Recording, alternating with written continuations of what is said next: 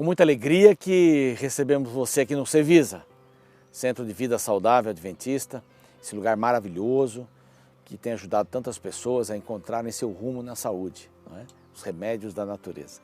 Muito obrigado ao apoio que eles nos dão sempre aqui, todas as vezes que a gente vem gravar. Obrigado pela sua audiência na TV Novo Tempo, todos os dias às 7 da manhã, exceto aos sábados, que o programa vai ao ar às 5h30. Que bom que você está conosco também pelo Facebook, e você pode rever o programa no Facebook, na página da TV Novo Tempo. E especialmente no YouTube, você pode ali colar, né, copiar e colar o endereço no YouTube para espalhar o programa. O nosso canal ali é Reavivados por Sua Palavra NT. É bem legal, porque tem uma galera, tem um grupo muito comprometido. Todas as manhãs tem gente já postando coisas de madrugada, pedindo orações, orando pela gente, que coisa boa. Agradeço muito a você que faz parte dessa grande família que nós temos no YouTube. Estamos no capítulo 6 agora, de Gênesis, um livro maravilhoso, narrativa, muita história em pouco tempo, por isso que a gente vai passando, e vimos no capítulo anterior o esforço de Moisés, inspirado por Deus, de colocar ali Adão, o início de todas as coisas, seu filho Sete, então é a geração de Sete, que praticamente substitui Abel, né, que morreu, foi assassinado. Caim montou a sua geração, então vamos dizer, havia os ímpios e havia os homens de Deus ali, através de Sete, então a geração segue e ali Moisés quer pontuar Enoque, que andou com Deus, que foi tomado, não viu a morte, e quer pontuar Noé. É o início, é a introdução, porque agora ele vai falar um pouquinho sobre as questões sociais na época e espirituais na época de Noé. E eram questões bastante assim, eram atitudes horríveis das pessoas. Para você ter ideia, essas pessoas não tinham mais essa questão de casamento e viviam dissolutamente. O mal se tornou tão grande, e foram centenas de anos, aí milhares de anos, aí pelo menos 1,5 milhar, ou 2 milhares, 1,5 milhar, dizendo melhor, né? 1.200 anos, 1.300 anos depois, nessa sequência cronológica aqui, genealógica, que a Bíblia nos apresenta, uns 1.260 anos depois, nasce Noé e a terra estava bem comprometida. Noé teve filhos com 500 anos, como diz ali a palavra de Deus, e era um momento bastante difícil. Adultérios, mortes, assassinatos, egoísmo, e tudo fruto do pecado, não é? Fruto da família de Caim, fruto de outras famílias que também viveram com Adão e que começaram a se afastar de Deus. Vendo os filhos de Deus que as filhas dos homens eram formosas, tomaram para si mulheres, as que entre todas mais lhe agradavam. De novo, eu quero fazer o que eu quero. Deus fica em segundo plano. Quando Ele não é primeiro na minha vida, Ele não é nada. Deus ficar em segundo lugar na minha vida não representa nada, porque quem está em segundo lugar não apita nada, não tem força nenhuma. Então, Deus, colocado em segundo plano. Então, as filhas dos homens, essa descendência de Caim, né? As pessoas pecaminosas e outras descendências mais, mas especialmente a de Caim.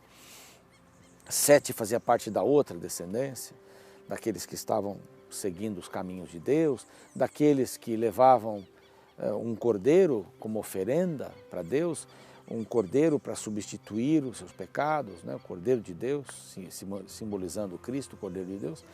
Então, esse grupo que não acreditava em Deus e o grupo que acreditava em Deus, isso foi logo que saíram do Éden, a coisa já começou, a morte de Abel por seu irmão Caim. Então agora essas mulheres eram formosas, eram bonitas e eles começaram a se casar com essas mulheres. Eles pegavam as que os agradavam. Então a escolha do casamento é uma coisa muito importante, né? É uma decisão muito importante. É alguém que tenha o coração em Deus também. Alguém que possa entender que deve morrer cada dia e renascer como uma nova pessoa que Cristo trabalha e faz, uma pessoa que foi renovada pelo sangue de Cristo, a transformação da vida. Então você vai buscar alguém para se casar, que essa pessoa tenha um coração em Deus. Como é que você vai buscar alguém que não tem um coração em Deus? Que situação? É a mesma situação aqui, é a que eu quero. É a pessoa que eu quero. Não, Deus dá um padrão para essas pessoas. E o padrão começa a ter o coração na mão de Deus. É assim. Então eles viram isso e começaram a se casar. Então disse o Senhor, verso 3, o meu espírito não agirá para sempre no homem, pois este é carnal e os seus dias serão 120 anos. Eu vou baixar. É muito tempo para viver. E a maldade se multiplicava. Imagine uma pessoa com 300, 400 anos, quanta maldade já tinha feito e quanta maldade melhor, entre aspas, iria cometer. Então Deus agora está preocupado com esta maldade, a corrupção no gênero humano. Hoje nós temos também muita maldade. Verso 5 diz, viu o Senhor que a maldade do homem se havia multiplicado na terra e que era continuamente mal todo o desígnio do seu coração, a ponto de que a maioria foi comida pela minoria, né? E se tornou maioria. O mal entrou no coração de todos. Às vezes a gente percebe um movimento e tal, são poucas pessoas, mas são ativistas, né? Parece que o mal é maior que o bem, né? Nesse momento aqui, nós vamos ver no final da história, que apenas 8 pessoas estavam com o coração nas mãos de Deus, de toda a população da época, que eu não sei qual era, o número que era. Então, Deus, verso 6, então se arrependeu o Senhor, é uma palavra que a gente vai comentar agora, então Deus se arrependeu de ter feito o homem na terra e isso lhe pesou o coração. A palavra arrependimento aqui não é o arrependimento que a gente sente, né? A palavra arrependimento aqui, ela quer dizer, pesou o coração, é o que vem em seguida. Não é puxa, que coisa terrível, eu fiz o homem de uma maneira tão delicada, minuciosa, ele escolheu seguir e ser amigo do diabo, e olha o que está dando. Mas por trás disso tem uma outra coisa.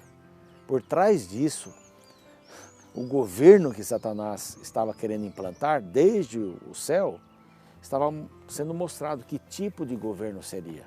Há um filme aí que fala sobre a Arca de Noé, ele tem muita coisa que não tem nada a ver ali com a história mesmo, né? Eles tiveram que fazer um enredo ali.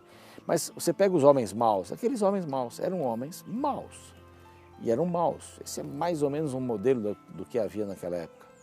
Morte, ganância, promiscuidade. Então pesou no coração do Senhor.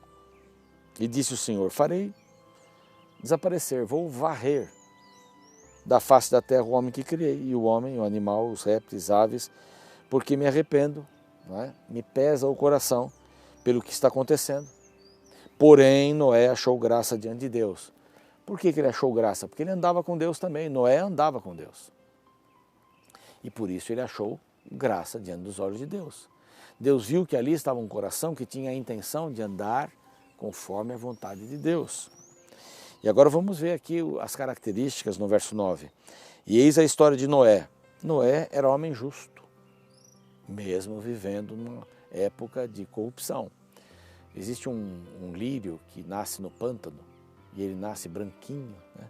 Mas nasce no pântano, ele não se contamina ali. E nós precisamos ser esse tipo de lírio, de Noé, não é? Era justo e íntegro entre os seus contemporâneos. Noé andava com Deus. Enoque andou com Deus, Noé andava com Deus. Aqui parece que Deus quer pontuar alguma coisa através de Moisés, né? Andar com Deus, andar com Deus. Andar com Deus é pegar a sua Bíblia, a sua palavra, lê-la todos os dias, comer a palavra, comungar com Deus através da palavra, através da oração e através dos relacionamentos, sendo Jesus para as pessoas. E aí Deus anuncia o dilúvio. A terra estava corrompida à vista de Deus, cheia de violência.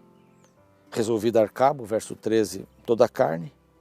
Então, verso 14, vai lá, Noé, faz uma arca para mim, uma arca de tábuas de cipreste, nela farás compartimentos, gaiolas, e a calafetarás com betume por dentro, resina, e por fora, porque vai suportar a água, nem um instrumento de navegação naquele tempo tinha sido construído nesse porte. Aí Deus dá as dimensões, essa arca tinha mais ou menos 150 metros de comprimento, tinha 25 metros de largura, 15 metros de altura, mais ou menos. E há lugares que eles fizeram réplicas, né? Nos Estados Unidos tem pelo menos duas que eu sei. Eu gostaria muito de ver uma delas. E tem animais empalhados, né? Ou figuras de animais dentro da arca. E alguns têm a teoria que Deus colocou os animais ali, colocou animais filhotes, né? Porque dormiriam mais e comeriam menos. Mas não sei qual a idade dos animais. Mas Deus faz a arca e faz uma aliança com Noé e sua família. Noé constrói a arca, 120 anos. No dia do seu aniversário, né? Ele entrou dentro da arca. No dia que ele fez aniversário, nós já vamos ver aqui no próximo capítulo. Mas ele, a mulher e os filhos trabalharam e ele pregou arduamente. Deus pediu que toda a espécie humana entrasse na arca, aos pares, aos casais, né? E o verso 22 termina dizendo assim: assim fez Noé. Pessoal, você está vivendo num mundo que nunca teve nenhuma arca, dizendo: Noé, constrói uma arca no quintal de sua casa aí. O que os amigos iam dizer, né?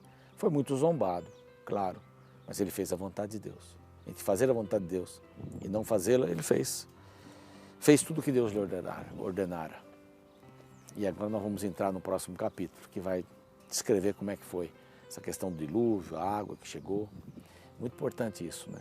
Pregou, as pessoas não quiseram, mas ele e a sua família entraram na arca. Mesmo em meio ali aos animais, ele estava salvo.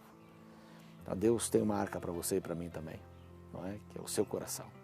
Vamos orar? Pai querido, obrigado por a gente entender que havia tanta maldade no coração do ser humano, mas o Senhor quis agir novamente, preservando a raça humana. O Senhor quis agir novamente para colocar no coração do homem a possibilidade de te aceitar como Salvador. E o Senhor salva o homem através de uma arca, um símbolo de Cristo. Que possamos também, Senhor, entender que o Senhor deseja ter o nosso coração nas tuas mãos. Nós te agradecemos por Jesus. Amém. Até o próximo programa. Um abraço.